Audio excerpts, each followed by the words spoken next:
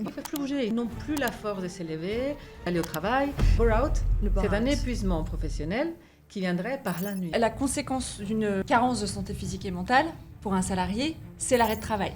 Quand on a quelqu'un qui fait un burn-out, les arrêts font entre 6 mois et 2 ans. Et parfois, les gens ne reviennent jamais à la vie professionnelle. Même vu moi des salariés travailler pendant les arrêts maladie. Pour avoir une meilleure santé mentale, il faut aussi s'occuper du corps et vice-versa. J'avais un salarié qui ne prenait jamais ses congés payés. L'absentéisme, c'est pas un petit sujet. Ça faisait 6 mois que tu n'étais pas là, voilà, tu as été dossier, machin. Nous, on n'est pas les meilleurs exemples non plus. Prévention en santé mentale et physique au travail, dès quoi on parle. Bienvenue sur People Place, le podcast qui brise les barrières pour parler franchement des enjeux RH. Moi, c'est Maud, experte RH et cofondatrice du Temple RH. Je suis Marine, avocate en droit du travail et cofondatrice de la solution Kanoun by Legal Place. Ce podcast est votre espace pour découvrir toutes les bonnes pratiques indispensables pour faire de vous un professionnel RH en pleine maîtrise. Abonnez-vous pour ne rien rater de tous les épisodes vidéo et audio sur Apple, Spotify et toutes les plateformes disponibles pour rester connecté et vous inspirer. On est ravis aujourd'hui d'accueillir Myriam Cerezo, ex-DRH pendant plus de 15 ans, maintenant CEO de Kenda Health, une plateforme de prévention en santé mentale et physique. Tu vas nous raconter un petit peu ce que tu entends par là. Bonjour Myriam. Bonjour. Donc avant de commencer, je voulais juste mettre quelques chiffres pour introduire le sujet de la santé mentale et de la santé physique. Des chiffres qui vont vous surprendre, j'en suis sûre. Toi, tu les connais, Myriam, par cœur. Donc c'est des dernières études, notamment de Malakoff. Donc c'est un mix de sources qu'on vous mettra en tout cas en commentaire. Le premier chiffre, c'est 7% des salariés sont engagés au travail en France, VS 21% dans le monde. Donc ça indique une vraie crise de sens au travail sur cette partie-là. 44% des collaborateurs et des collaboratrices dans l'entreprise se déclarent en situation de détresse psychologique, donc presque 50% d'une entreprise est en souffrance au travail. Un quart des managers sont concernés par le burn-out. Et enfin, 7 salariés sur 10 déclarent que leur santé mentale dépend avant tout de leur relation avec leur manager. Choquant, ça vous choque ou... Ultra choquant, et à la fois c'est un peu ce qu'on entend un peu partout. Ouais. Donc ça met des chiffres face quand même, je trouve, à une réalité qui est ressentie, on va dire. On l'exprime maintenant. On en parle. Ouais. Donc, sachant que la santé mentale, c'est la grande cause nationale. La grande cause nationale. 2025. Exactement. Donc c'est une bonne chose. Et c'est génial de t'avoir, en tout cas, Myriam, aujourd'hui pour discuter ça. Donc avant de commencer, parce que c'est vrai que la santé mentale, la santé physique, ça peut être vite mis en amalgame sur du bien-être rapide. Du bonheur, la recherche du bonheur. Voilà.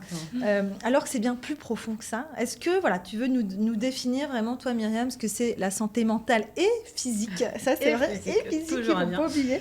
Oui. Et même plus globalement, la santé globale. Avec plaisir. En effet, je commence toujours par parler des santé globales.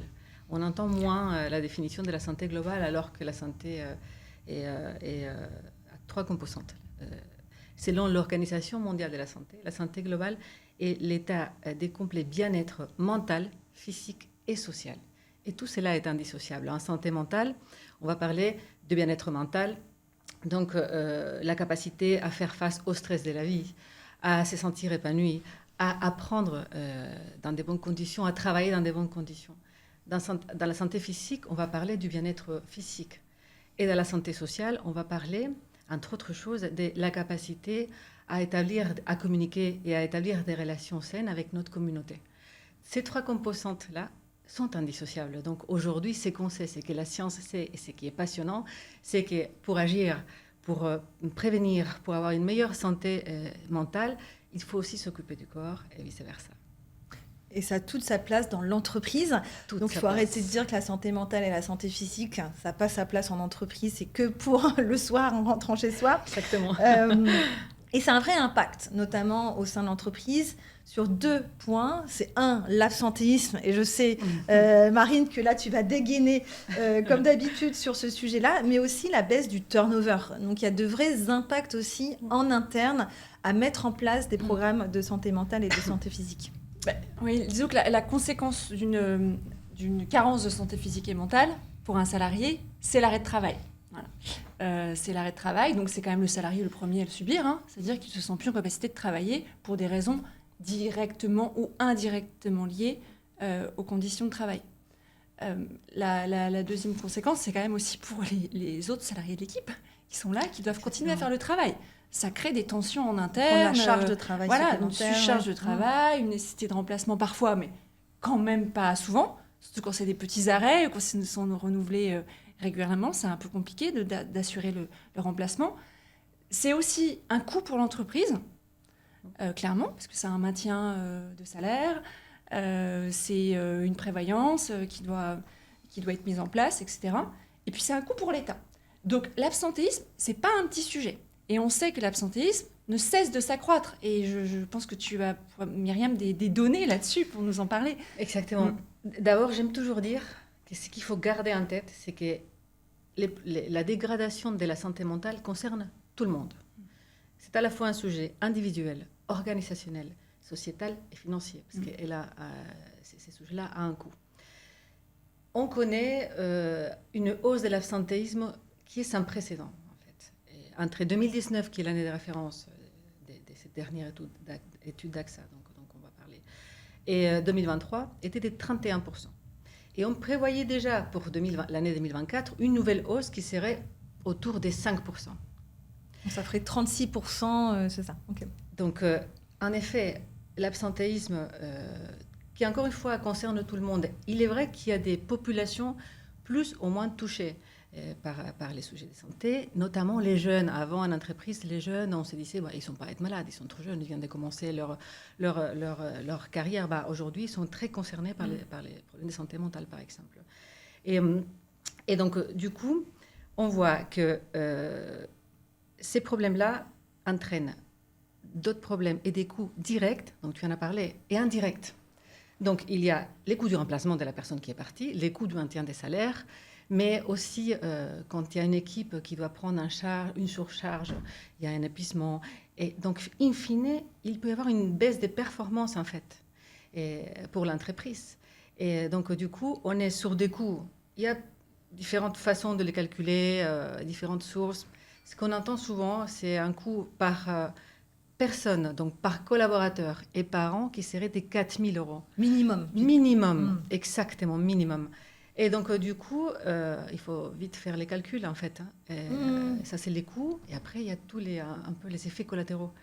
Et quand on parle d'absentéisme, des hausses d'absentéisme, ce qui est intéressant aussi, c'est à parler de santé mentale, parce que la santé mentale est la cause en tête de cette hausse, en fait, surtout dans des arrêts longue durée. Et la santé mentale et les TMS font les top 2 des raisons des arrêts de travail. D'absentéisme, des arrêts de travail en France. Donc c'est un véritable sujet, ce qui est très intéressant parce que, très honnêtement, il y a des entreprises encore beaucoup trop, qui ne veulent pas s'occuper du sujet de la santé mentale par le soin de l'individu, en fait. Mais il y a une raison aussi économique, financière pour les entreprises. Donc, c'est un autre angle pour les dirigeants qui devraient aussi se pencher sur ces sujets-là, parce qu'il y a encore une fois des conséquences, en tout cas, si on travaille des sujets de santé mentale, en tout cas, ça va aider à la performance, en tout cas, de l'entreprise, et donc de réduire ce taux d'absentéisme. Parce que c'est vrai, l'absentéisme, c'est un peu une donnée, on ne sait pas trop comment la calculer, on ne sait pas trop comment... Elle n'est pas pilotée. Elle n'est souvent pas pilotée dans les entreprises. Qu'est-ce qu'on met dedans, l'absentéisme? C'est une donnée. Moi, j'étais DRH pendant plein d'années. Toi, tu étais DRH et je parle à plein des DRH. Toi, tu parles... C'est un peu opaque, oui. C'est opaque. C'est une donnée opaque. C'est une donnée opaque. On ne va pas au CODIR avec des... Enfin, on va pas... La plupart du temps, on ne la pilote pas, cette donnée-là. Donc, comme on ne la pilote pas, on ne met pas en place autour les stratégies qui vont bien. On peut la piloter, mais pas forcément avec toutes les conséquences. C'est-à-dire qu'on va calculer le nombre d'arrêts, le nombre de jours. Ça, oui. Donc, on va avoir peut-être 10% de ce que représente l'absentéisme. Mais comme vous l'avez très bien dit toutes les deux, il y a d'autres choses à mettre dans cette donnée-là, comme les coûts indirects ou les coûts aussi de mutuelles, etc., d'assurance. Et puis d'en comprendre les causes aussi, parce qu'effectivement, on peut avoir des données. La data, on en a, et de plus en plus, parfois même trop. Après, il faut l'analyser, cette data. Donc, dans les arrêts de travail, évidemment, ce qui va être important, c'est de regarder quelle est l'origine. C'est est-ce qu'on est dans l'origine professionnelle ou pas. Et ça, c'est un travail de fourmi quand même. Voilà, parce que c'est un travail de fourmi. Dans les arrêts de travail le définissent, mais parfois la cause, maintenant, elle peut être nuancée. Elle n'est pas forcément dit aussi par les docteurs des fois. Exactement, c'est pas forcément dit. Parce qu'il y a le secret aussi. Il y a aussi les absences ou le télétravail majoré, qui peut être une forme d'arrêt de travail parfois déguisé, de je veux moins voir mon manager, donc je fais plus de télétravail, ou j'appelle le matin pour dire que je ne serai pas très bien, je ne vais pas aller voir le médecin, je me mets en congé payé de dernière minute. Donc tout ça aussi, c'est une forme d'absentéisme qui n'est pas vraiment maîtrisée.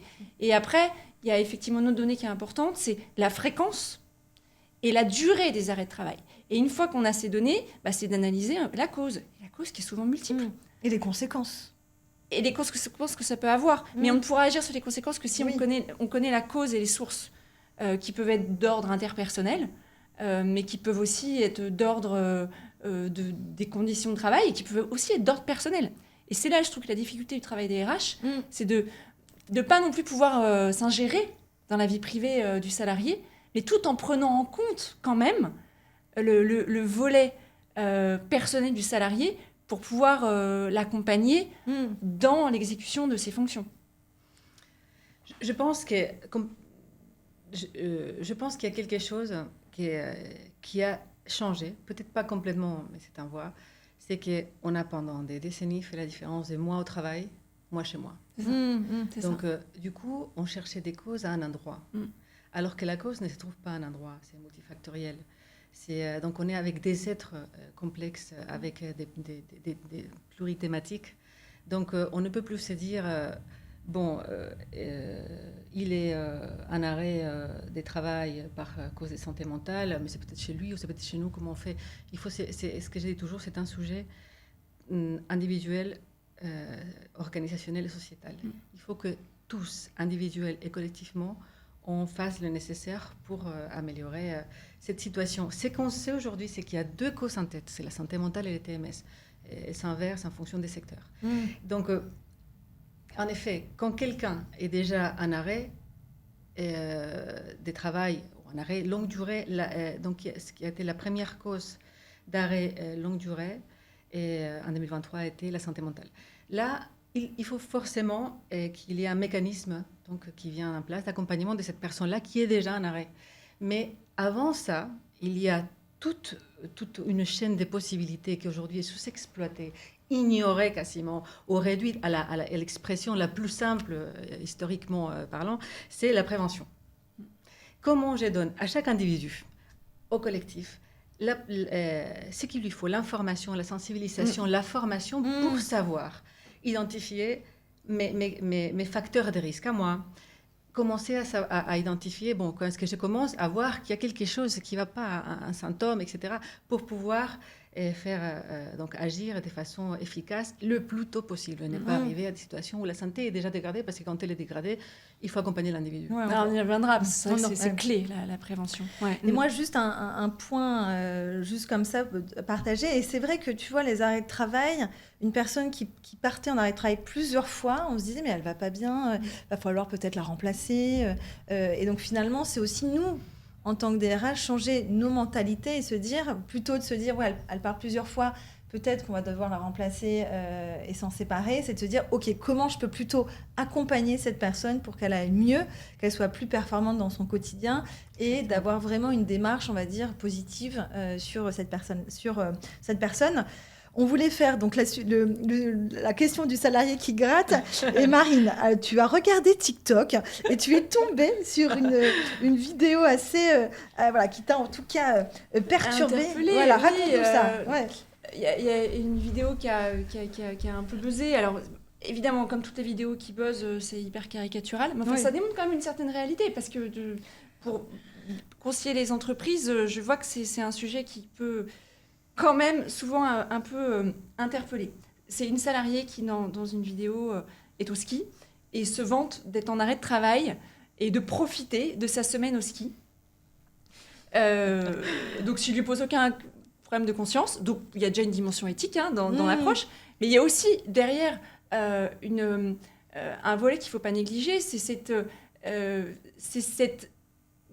possibilité pour les RH d'agir ou pas dans des cas justement d'arrêt de travail qui seraient considérés comme pas justifiés. Alors, souvent, on ne sait pas si c'est justifié ou pas. L'arrêt de travail ne démontre rien et la salariée reste chez elle. Mais là, on est typiquement dans un cas où la salariée s'en vante publiquement. Donc, il y a même une preuve du fait qu'elle est en train de skier alors qu'elle est en arrêt de travail. Qu'est-ce que peut faire l'employeur dans ces cas-là ? En fait, c'est pas si simple. On pourrait se dire, mais il peut, et je l'ai même vu beaucoup sur les réseaux, le salarié peut être sanctionné, il va se faire virer, ça sera bien fait pour elle. Absolument pas. C'est beaucoup plus nuancé que ça, l'approche.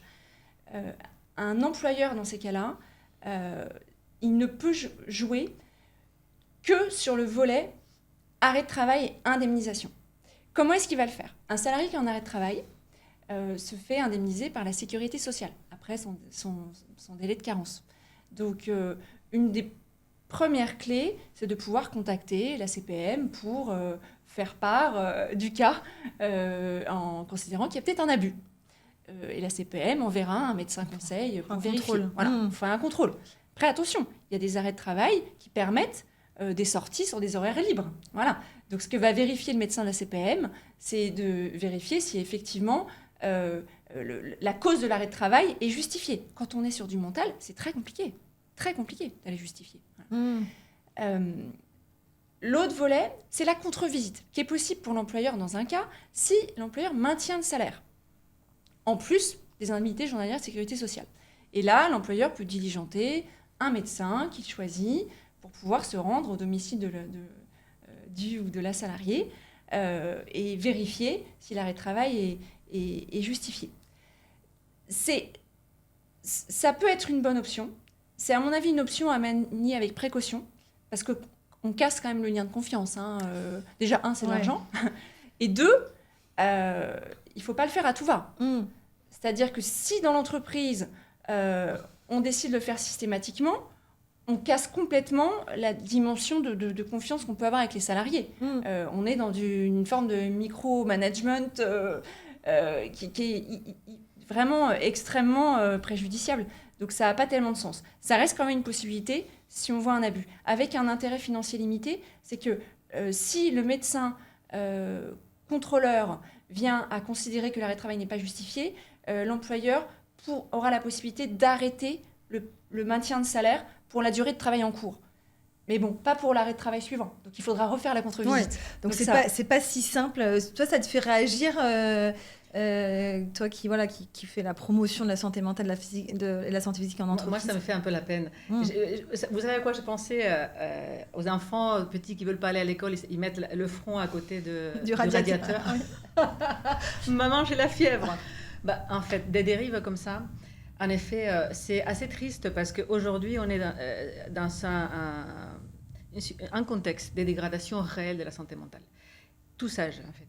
Tout le monde est concerné. Donc, il va y avoir des dérives. Et en effet, c'est très difficile d'aller... en fait, on n'a même pas les droits d'aller demander à la personne... Enfin, les RH n'ont pas les droits d'aller demander à la personne, en fait, est-ce que tu as une dépression ? Est-ce que tu as un burn-out ? Etc. Mais je comprends l'impuissance des RH ou des managers quand des situations comme celle-ci, qui est assez comique, parce que quelle idée. mais en fait, c'est assez. Je comprends cette impuissance. C'est-à-dire, qu'est-ce que je fais maintenant ? Je sais que c'est ça. Je sais surtout parce que les RH, souvent, ils sont très sensibles à la notion d'injustice.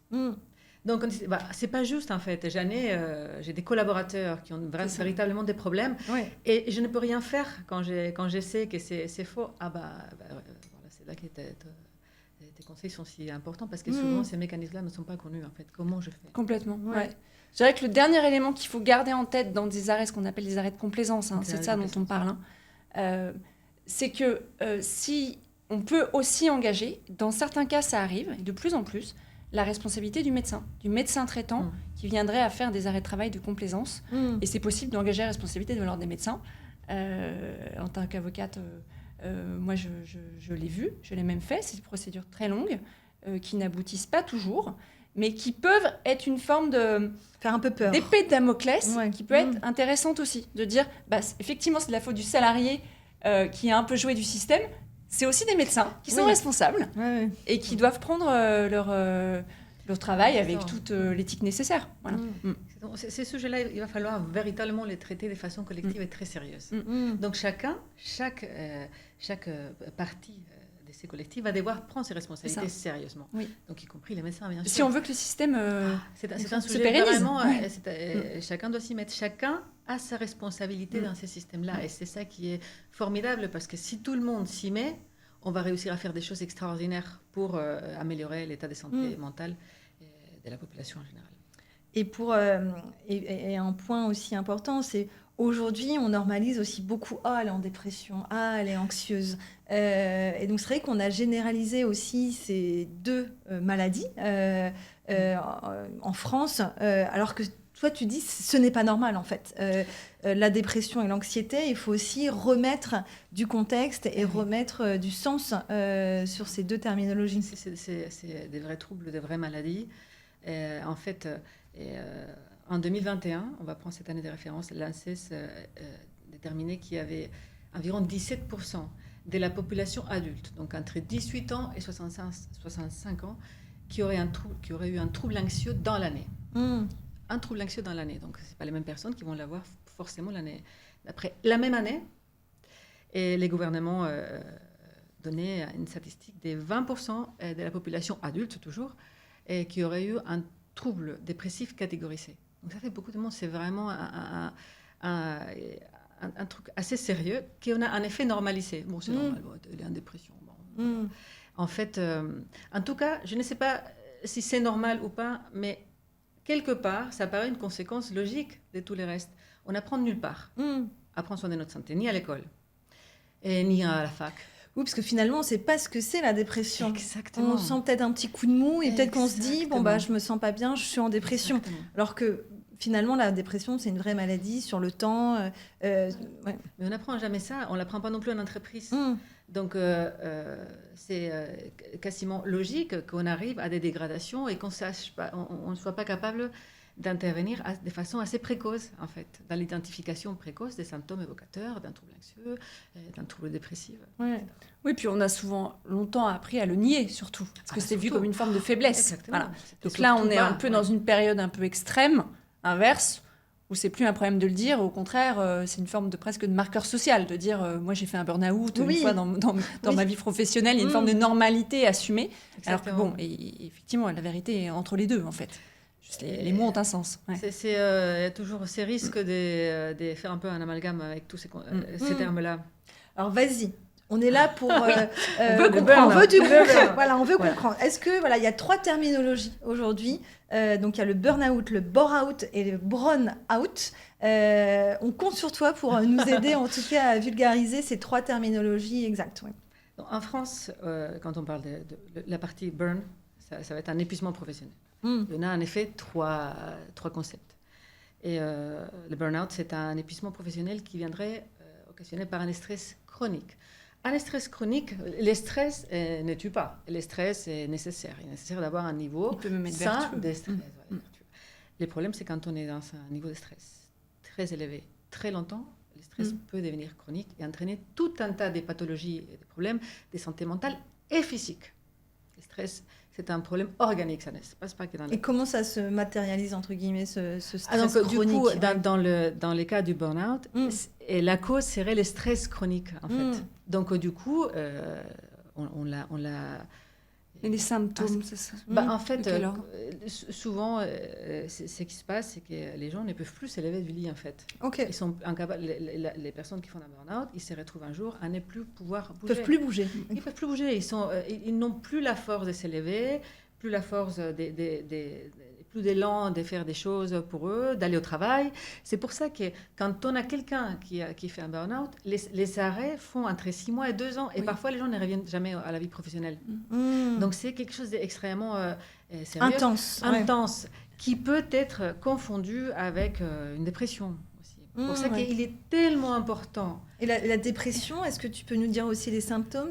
Alors, il y a plein de symptômes qui sont un peu similaires à ceux du burn-out. Ok. Donc, c'est pour ça qu'il faut absolument... il y a les risques de l'autodiagnostic. Aujourd'hui, dès que quelqu'un est un peu fatigué, machin... Je suis en dépression. Oui, parce que c'est la recherche de tous ces signaux faibles avant de plus pouvoir se lever le matin. Il y a eu tout un tas de manifestations qui n'ont pas été perçues par la personne. Et nous, ce qu'on fait avec Andaël, c'est on forme les gens à qu'est-ce que c'est que le stress, qu'est-ce que c'est que le stress chronique, qu'est-ce que c'est que le burn-out et comment il se manifeste. Donc, ça ne veut pas dire que la personne va s'autodiagnostiquer et faire tout par elle-même. Au contraire, elle va savoir se dire de façon assez précoce, ok, peut-être que je commence... Je crie trop, je m'impatiente. J'ai des troubles du sommeil. Les troubles du sommeil viennent parfois, des troubles alimentaires. Il y a plein des symptômes qui peuvent se manifester et qui peuvent, encore une fois, être confondus entre les burn-out et la dépression. Okay. Ça, c'est pour le burn-out. Les burn-out, c'est un épuisement professionnel qui viendrait par la nuit, en fait. Quand je suis... je n'ai plus rien à faire. Je ne suis pas stimulée. Donc, ça m'entraîne un stress qui finit par m'épuiser complètement. Et les burn-out... Ce n'est pas un stress chronique. C'est la nuit. C'est la définition du burn-out. Okay, donc, c'est trois phénomènes qui seraient un peu différents, en fait. Mais encore une fois, c'est assez subtil. Et les burn-out seraient donc la perte d'essence et des motivations qui me mènent à l'épuisement professionnel. Donc là, ce serait plus organisationnel. C'est plutôt, je pense, personnel, la perception de ma valeur, du sens de ce que j'ai fait, de la motivation que je trouve pour faire tous les jours ce que je fais. Donc, vous voyez, c'est lié à cette notion de bullshit jobs dont on parle beaucoup. Potentiellement. Ou la répétition de son travail. Potentiellement. Mais tout ça, il y a un risque d'amalgame quand même qui est non négligeable. Comment je peux savoir si ce qui m'arrive, c'est un burn-out, un burn-out?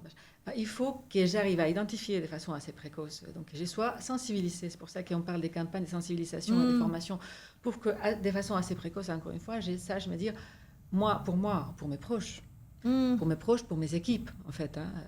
Et est-ce qu'on n'essaierait pas à un moment où il faut aller un peu plus loin et aller consulter un spécialiste qui mette un diagnostic?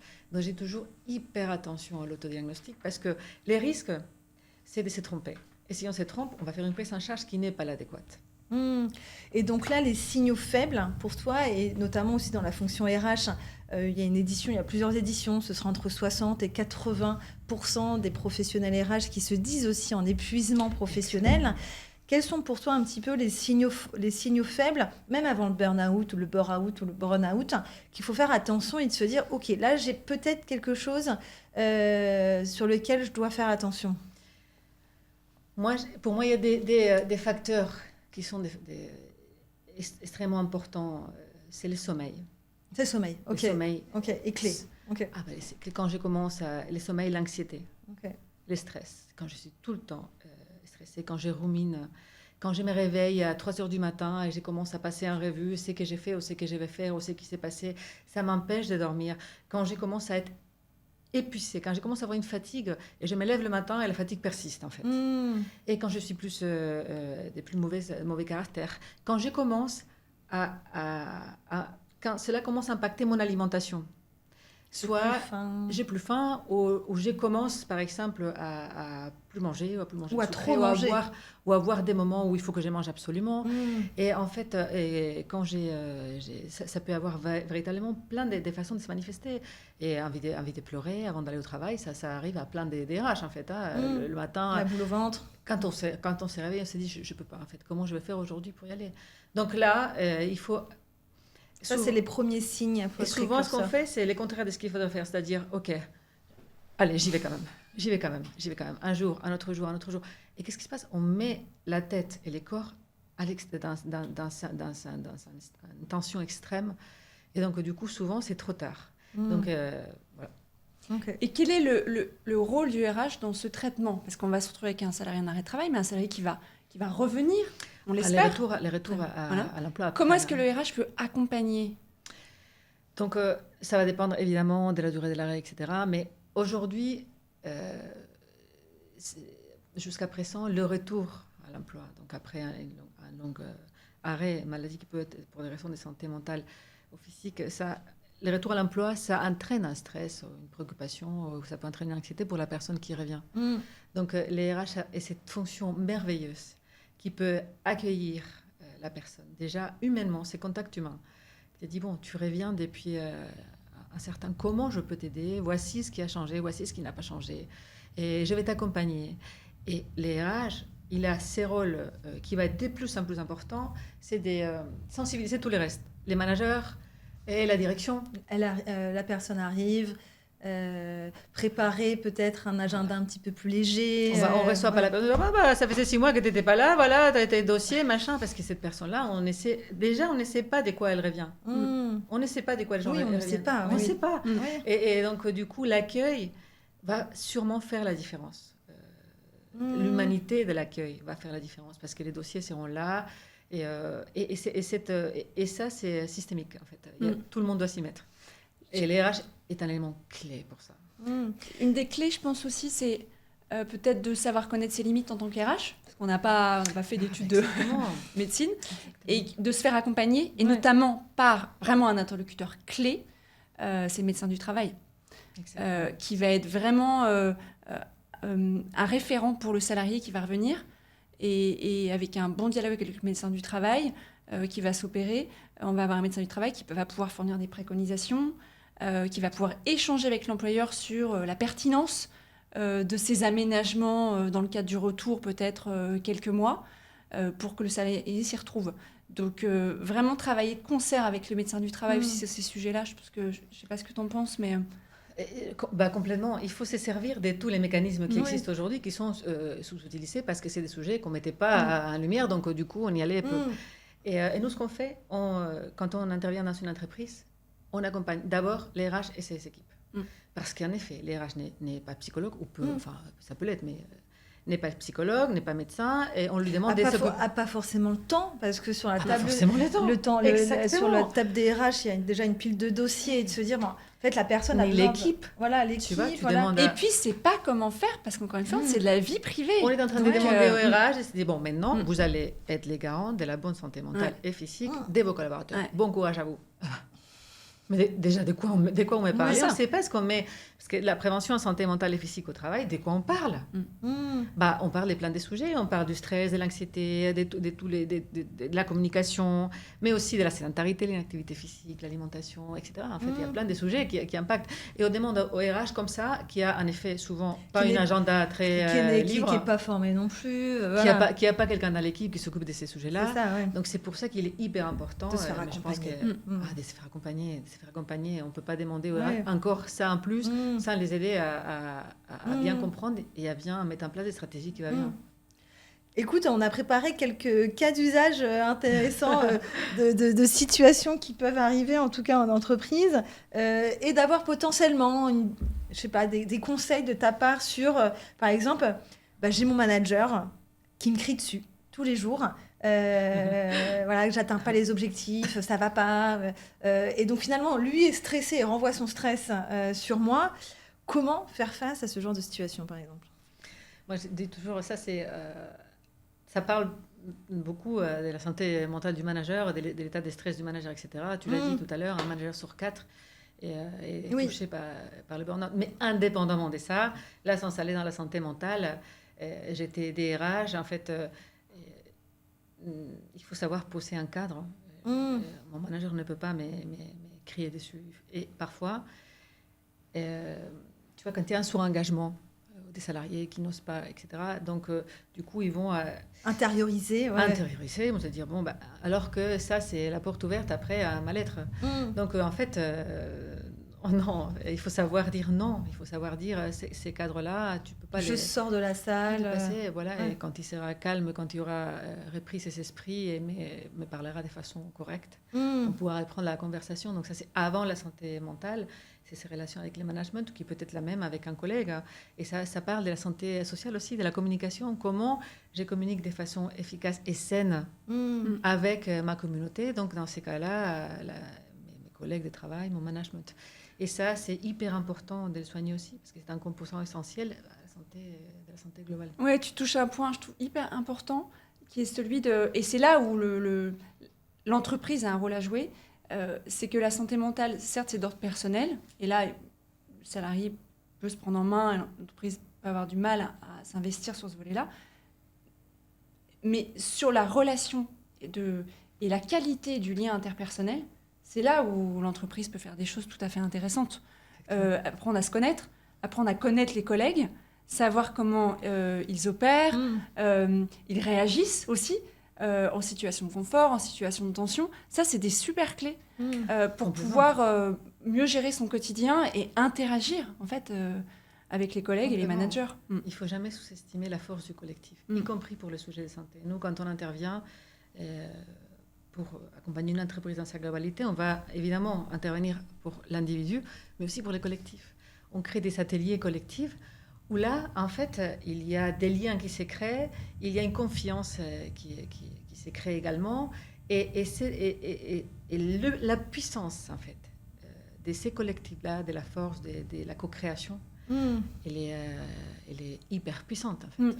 Et l'élément intéressant aussi, c'est que ça apporte du rationnel dans cet espace très émotionnel qu'est la santé mentale. La connaissance de soi et des autres, en fait, c'est scientifique, hein. Ce sont des études scientifiques de comment je suis, comment j'opère. Et il y a des process, de systèmes qui existent, type ProcessCom, qui sont des vraies clés d'interaction qui peuvent apporter beaucoup de bien-être dans le collectif. C'est des outils, mais après, il faut faire attention, il faut toujours avoir un esprit critique aussi sur ces outils-là. Il ne faut pas que ça soit des outils aussi qui vont permettre de prendre des décisions. Ça permet de se connaître, mais il peut y avoir aussi certaines dérives sur ces tests-là. Je trouve que il faut aussi remettre un petit peu de calme. Mais je suis d'accord que sur l'importance de se connaître, c'est déjà énorme pour pouvoir connaître les autres. Et donc dans ce cas, en tout cas, d'un manager qui crie, c'est de se dire, ok. Je sens que tu vas pas bien, voilà, et donc c'est aussi se dire nos limites à nous, de prendre du recul et de se dire en fait là non, tu ne me respectes pas, et on est dans son droit en tant que salarié de dire non, voilà, qui est, j'ai envie de dire le minimum, quoi. Voilà. On avait un autre cas d'usage, c'était un petit peu la question qui gratte aussi au niveau salarié, c'est j'ai une réunion, j'ai une présentation à faire, je suis tétanisée par le stress, qu'est-ce que je fais ? Ça, c'est dans beaucoup de cas, j'imagine. Beaucoup de cas, moi, ça m'est déjà arrivé. En fait, moi aussi, t'inquiète pas. Oui. Toi aussi. Aujourd'hui, ce matin, non ? En fait, ça c'est... Et quand on est dans cette situation-là, on a tendance à se dire, je vais me tétaniser moi-même, donc je reste assis, je prends mon cahier, je répète, je rumine, je passe en revue tout ce qui va potentiellement se passer mal, comment on va me regarder, là où je vais oublier machin, où je vais me tromper. Donc on est en train d'alimenter notre anxiété. L'anxiété est là pour nous dire quoi ? Mais par un courant. Il faut fuir, c'est un danger, ça va être une catastrophe, tu vas te taper la honte, c'est pas un courant. Donc les plus... On reste à se dire, non, attends, je vais repasser mon truc, le 31%, je vais les mémoriser. Et en plus, si eux, ils me regardent... Donc, pardon, l'anxiété ne cesse pas d'augmenter. Donc, il faut faire ce qui est contre-intuitif. Arrêtez. Bouger. On sous-estime totalement, on ne nous a pas appris, en fait, l'importance de bouger le corps pour bouger la tête, pour être bien dans sa tête. Donc, quand c'est comme ça, quand j'ai cette réunion-là, ok, je suis sûre que j'ai déjà préparé. Donc, déjà, il y a un moment d'acceptation. Je suis hyper stressée. OK, c'est OK d'être hyper stressée parce que j'ai une présentation ultra engageante, parce qu'il y a 40 personnes qui vont me regarder, c'est normal. Et je suis anxieuse, j'ai des doutes. OK, maintenant que je me suis dit ça, donc, qu'est-ce que j'ai fait ? Je vais aller faire un tour, 5 minutes, écouter une musique que j'aime. Et respirer, une 5 minutes de respiration, ça change la vie, 5 minutes de respiration consciente. Et aller échanger avec quelqu'un que j'aime bien, qui me rassure, un collègue. C'est-à-dire, c'est s'arrêter, alors que ce qu'on fait normalement, c'est le contraire. On se met en mode concentration, et on ne fait qu'à monter ce niveau de stress-là ou d'anxiété qui va nous faire passer un mauvais quart d'heure. Donc, savoir faire le vide. C'est ça. Savoir prendre, en fait... Et relativiser. Et prendre ce temps pour soi, que c'est interdit à l'entreprise. Est-ce que vous avez déjà été dans une réunion et tu dis, j'ai besoin de sortir 5 minutes. Mais jamais de la vie. Tu imagines, on se dit, je fais ça, ils vont me regarder, ils vont me dire, elle est complètement complètement dingue. Ok, mais parfois, c'est ce qu'il faut, parce que quand le système, il est un peu plus, ça fait 4 heures que tu n'as pas bougé, ou 2 heures que tu n'as pas bougé, il faut que tu bouges. Il faut que tu t'oxygènes, il faut que tu coupes pour revenir dans un meilleur état. Donc ça, il faut véritablement commencer à se donner les droits de le faire et à donner les droits aux autres de le faire, sans les juger. Super. Tu avais envie, toi, Marine, c'est de se dire, aussi, j'ai cette réunion, j'ai pas du tout envie d'y aller, j'ai la boule en ventre. Est-ce que j'ai le droit de ne pas y assister ? C'est un cas qui revient effectivement des salariés qui pourraient avoir tendance à vouloir éviter certaines réunions. Donc, je ne sais pas ce que tu en penses. Moi, juste légalement, je dirais que ça dépend des réunions. Il y a un pouvoir de direction de l'employeur. Donc, il y a des réunions qui sont considérées comme obligatoires. Le salarié doit y aller. S'il n'y va pas, il y a des sanctions possibles à la clé. Et avant d'en arriver à la sanction, l'employeur doit essayer de comprendre pourquoi le salarié n'est pas venu. Oui. Ça peut révéler un problème interpersonnel. Ça peut réveiller un mal-être, un stress. Ouais. Et il faut pouvoir le traiter et puis juste la reprogrammer. Donc, l'extrême majorité du temps, ça peut très bien se passer. Et puis, dans d'autres cas, effectivement, là, l'employeur retrouve son pouvoir de pouvoir sanctionner et donc de demander plus promptement aux salariés d'y assister. Voilà. Mais toi, est-ce qu'il y a des clés que tu peux voir pour un salarié qui ne voudrait pas y assister ? Ouais. En fait, là, si je suis au stade où je ne peux plus y aller, il y a un problème. Et les sujets, c'est des problèmes complexes. C'est un signal. C'est un signal. Donc, il est vrai que ce que je ne traite pas, je ne le résous pas. Donc, si juste j'y vais pas et personne ne fait rien ou on n'en parle pas. Et donc, est-ce que c'est un problème de management ? Est-ce que c'est un problème de ce qu'on se disait avant, une situation de stress ou d'anxiété qui m'empêche d'y aller ? Parce que c'est un peu la dérive, ça pourrait être la situation extrême du cas précédent qu'on vient d'évoquer précédemment, où c'est pas que je stresse parce qu'il faut que j'y aille, c'est que je ne peux plus y aller. Parce que mon état ne me permet plus d'y aller. Ça peut être ça, ou ça peut être que mon manager à chaque fois me regarde bizarre. Voilà, l'action c'est que on est encore beaucoup dans les... On ne dit pas, on ne parle pas. Soit je m'efforce, soit on ne va pas y aller. Je ne vais quand même pas lui demander pourquoi elle n'est pas venue. En fait, oui. On demande, parce qu'il faut comprendre ce qui se passe. Ouais. Moi, j'ai un petit conseil sur ça, c'est aussi de dire au début, voilà, je me sens stressée par cette présentation. Je vous demande d'être... indulgent, voilà. Et je pense aussi de dire ça en début. Moi, je sais pas, ça me soulage, ça me fait du bien. Les autres sont au courant, donc on va être potentiellement plus sympa. Et en fait, ça va se passer très bien. Donc c'est aussi de faire preuve de vulnérabilité à un moment donné, où on n'est pas toujours des super-héros, des superwoman, des superman, et qu'on a notre part aussi d'inconfort, et de savoir aussi le dire en début. Je trouve que moi, en tout cas, personnellement, ça m'a libérée d'un poids sur les présentations et sur la parole en public, qui m'a fait beaucoup de bien. Oui, et c'est vrai qu'il y a une clé parfois en réunion, c'est d'un peu de faire la météo du jour, c'est-à-dire qu'on n'est pas pareil tous les jours. Il y a parfois, on va prendre la parole, ça va être plus fluide, parfois, on va être plus dans la réserve, ou dans une forme d'agressivité, ou de susceptibilité exacerbée. Effectivement, savoir le poser par des mots, c'est une bonne clé. Ouais.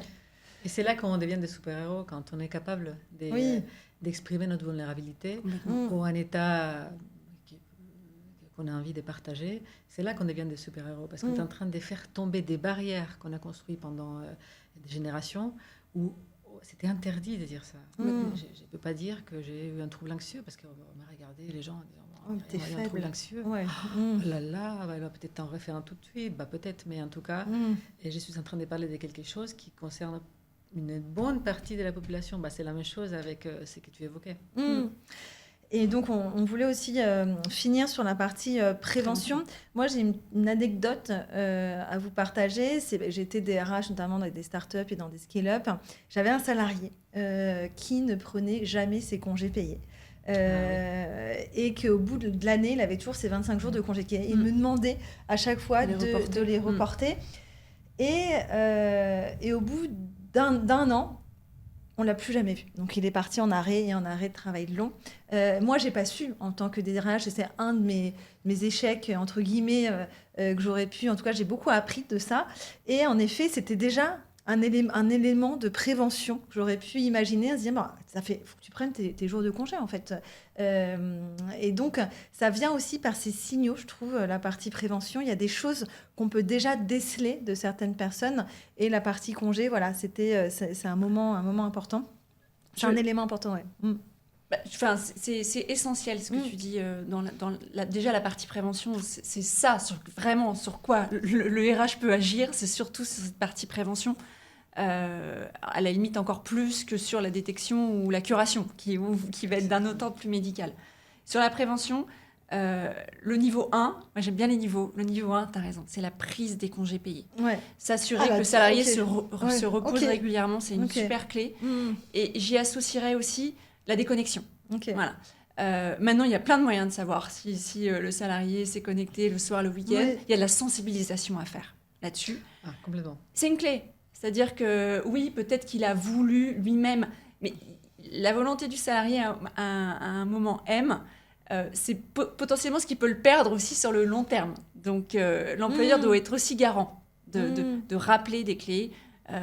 Les congés, alors déjà c'est les prendre, quand on les prend c'est ne pas bosser, ne pas répondre aux urgences, mais ça demande une anticipation, un transfert, donc plein d'éléments organisationnels qui doivent être gérés en amont. Et même les arrêts maladie, j'ai même vu moi des salariés travailler pendant les arrêts maladie.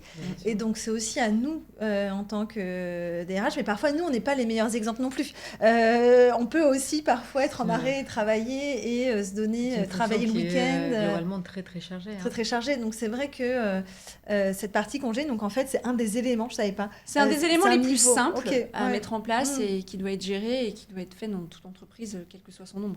De bien suivre en tout cas les congés, bien s'assurer en fait que tes salariés partent en vacances, se déconnectent pour se reposer. C'est ça. Et gérer cette notion de report qui n'est pas forcément une bonne chose pour les entreprises. Qu'est-ce que tu en penses, toi, Myriam? Moi, j'ai eu ces cas aussi. Oh, tu as eu ces cas? J'ai eu ces cas plusieurs fois. Et tu ne sais pas trop quoi faire parce que tu veux faire partir la personne en congé. Mais peut-être que, tu vois... Il y a la pression des équipes. Exactement. Donc, j'ai eu exactement ces cas-là. Donc, en effet, je suis complètement d'accord avec ce que vous dites. Et après, aujourd'hui, on a une mauvaise compréhension de ce qui serait la prévention qui peut améliorer tous ces contextes dont on parle. Et je pense que la sensibilisation doit être vraiment généralisée. Toutes les entreprises doivent s'y mettre à la sensibilisation, à la prévention, à la santé mentale et physique. Comment? Ça dépend du niveau de maturité de l'entreprise. Il peut y avoir des campagnes d'ateliers. Ça permet au RH aussi de cocher toutes ces obligations légales ou réglementaires qu'ils ont tous les ans, en fait. Oui, et on parle juste du DERP, notamment, le document unique d'évaluation des risques professionnels. Qui est souvent horrible pour les RH, parce que tu dois faire les trucs, machin, et après... C'est très administratif. Oui, et qui peut être fait sans elle, avec des bonnes pratiques comme tu l'énonces, parce que ce volet santé mentale et physique, il doit être inséré par exemple, aujourd'hui, dans la sédentarité est un risque professionnel qui est souvent encore peu géré, en fait. Et donc, il faut mettre des actions pour sensibiliser à la sédentarité, au stress. En fait, il y a, nous, on va à l'alimentation, au sommeil, parce qu'on considère que tous ces sujets-là des préventions en santé mentale et physique impactent l'entreprise. On y passe combien d'heures on mange au travail. Et la façon dont on dort impacte le travail, et le travail impacte la façon dont on dort. Donc, en fait, je pense qu'il y a vraiment un énorme travail à faire des sensibilisations, d'informations et des formations pour prévenir tous ces problèmes qui causent les hausses d'absentéisme, etc. Ce que j'ajouterais, ce que tu viens de dire, c'est le volet mutuelle prévoyance. La base, c'est quand même alors, la mutuelle, c'est obligatoire, certes. Mais une fois qu'on a dit c'est obligatoire, il y a des mutuelles qui sont plus ou moins vertueuses, et notamment sur le volet prévention aussi. Et donc, en tant qu'entreprise et en tant que RH, investir dans une bonne mutuelle avec des garanties qui peuvent agir sur ces sujets-là, aller au-delà aller sur des meetings douces, aller sur... communiquer sur ce qu'il y a déjà. Exactement, Parce que souvent, l'organisation les d'ateliers collaborateurs ne savent pas qu'ils peuvent aller voir un psychologue, par exemple. Ouais, souvent, Donc, t'as des et sessions ça, il y a gratuites, vraiment une bonne partie des mutuelles qui proposent aujourd'hui des consultations Complètement. avec des psychologues. Donc, moi, je dis toujours, quand j'accompagne les entreprises, donc, où vous en êtes. C'est que vous avez déjà, mais vous ne communiquez pas assez ou vous n'exploitez pas assez, et comment on le complète avec ce qui vous manquerait. Mm. Et ça, en fait, c'est du temps, c'est une stratégie, c'est une équipe. Donc, on revient au fait que les RH, il faut qu'ils soient accompagnés sur ça. Et Marine, on rappelle, les 25 jours de congés payés et avoir une mutuelle en entreprise, c'est pas un avantage, c'est une obligation. Voilà. Pas mettre sur les autres d'emploi, ça n'a aucun intérêt. Voilà, c'est une obligation. Et donc, ça, j'aime bien le rappeler parce que souvent, comme tu disais, sur les offres d'emploi, on le voit souvent. Donc, ok, donc tu as ce socle, on va dire, de base avec différents éléments légaux à mettre en place. Et tu as un socle sympa à faire aussi où les entreprises peuvent faire plus. Oui, on peut imaginer, il y a des référents parfois qui sont désignés dans l'entreprise. Alors, on en a sur agissement sexiste, harcèlement. Il peut y avoir un référent aussi. Ça, qui c'est peut être membre génial. du CSE sur ces aspects bien-être. Parce que, comme on dit, ça, c'est génial. Les RH sont souvent pris. Oui. Ça peut être une personne qu'on forme. Et puis après, qui peut être le relais interne, niveau 1, mais sur ces sujets-là. Ça peut être intéressant. Après, il y a un autre volet, c'est quand même le sport, tu as dit, le physique. Les mouvements, il faut bouger en fait. Et ça, l'entreprise peut aussi être un acteur de la possibilité pour les salariés de faire du sport. Il faut rappeler ce qui est la sédentarité, ce qui est l'inactivité physique. C'est ça. Et vraiment donner des pistes, des tips pour casser la sédentarité et l'inactivité physique au quotidien. Ça, c'est aussi la base de ce que les entreprises doivent faire. Nous, quand on dit toujours qu'il faut créer un dispositif santé. Il faut absolument que quelqu'un de la direction, soit les DRH, fait partie du CODIR, du COMEX, donc on a cette personne au bon endroit, soit il faut que quelqu'un de la direction s'investisse sur ces sujets-là. Et ensuite, il faut créer donc, cette espèce de pyramide avec des ambassadeurs. Donc, des référents, des ambassadeurs, des gens qui disent ok, c'est sujet important, mais c'est pas juste pour faire on a fait un atelier, c'est collectivement on va faire des choses avec est-ce que c'est une application digitale, est-ce que c'est des ateliers, mais tout le monde s'y met. Et vous faites des ateliers physiques et les entreprises demandent des ateliers physiques. Et c'est quoi, par exemple, comme atelier que vous faites sur cette partie physique que je trouve, en fait, on n'en parle pas assez, comme tu le dis, de bouger, voilà. Qu'est-ce que vous faites, par exemple? Alors, on a des ateliers pour soulager et prévenir les TMS, les troubles musculo-squelettiques, avec les liens des TMS avec le stress. Donc, on fait toujours des ateliers qui a les théories, un petit peu théorie, on comprend ce que c'est quand même les choses, parce qu'il faut que les gens aient cette information-là, mais aussi pratique. On part tout de suite avec des clés activables, c'est-à-dire un exercice. Et on fait des ateliers, on peut faire atelier yoga, on peut faire atelier pilates, et la danse. On fait la danse qui s'avère un outil vraiment clé de santé mentale et physique. On fait des ateliers respiration, en fait. Okay. Et donc, on fait plein d'ateliers pour se reconnecter au corps et pour apprendre à mettre en mouvement le corps. Et les gens partent toujours avec leur petite boîte à outils. Et dès qu'ils rentrent chez eux, ils peuvent le refaire. C'est pas difficile, ils se rappellent parfaitement. On fait pas des trucs trop alambiqués parce que sinon les gens font pas. Et on n'a pas le temps après de se dire qu'est-ce qu'il m'avait dit en fait. Comment je vais retrouver un exercice. Ils partent avec les takeaways. On appelle ça comme ça. On arrive à la fin. Et une question quand même qui je suis sûre qu'il va titiller un peu nos auditeurs et nos auditrices, c'est que tout ça coûte de l'argent. Ça coûte de l'argent, et dans une entreprise, dans un budget RH qui est déjà pas beaucoup fourni financièrement pour aller notamment sur tous les sujets qu'on doit traiter dans nos quotidiens, c'est que ça coûte de l'argent, mais je suis sûre que quand même avec une stratégie, on peut quand même commencer à travailler sur ces sujets-là. Toi, il y a aussi des aides potentiellement que l'on peut aller chercher. Tu as 2-3 conseils à nos DRH qui nous écoutent et qui nous disent « Ok, moi j'ai envie de mettre en place ces sujets-là, mais j'ai pas de budget en fait, j'ai pas d'argent. » C'est ça souvent le problème en fait. Moi je vois des dizaines de DRH par semaine, c'est ça le problème. Soit il y a un budget ou Minime, faire tout ouais. ce qu'elles ont à faire ou ils ont à faire serait un miracle. Mm. Et donc, j'ai un avis assez tranché sur ça. Là, il faut un engagement sincère des entreprises. On est dans une situation où il faut y aller. Mm. Il faut déjà que les DRH et les RH aient systématiquement un budget, chose qui est rare encore quand même. Mm. Il y a plein de DRH qui n'ont pas de budget. Ils vont pas négocier, Ils leur donnent un truc, Oui, c'est ça. voilà, Ou c'est au compte-gouttes. voilà, Ouais. et qui ne pilotent pas forcément les budgets. Donc ça, il faut que ça change.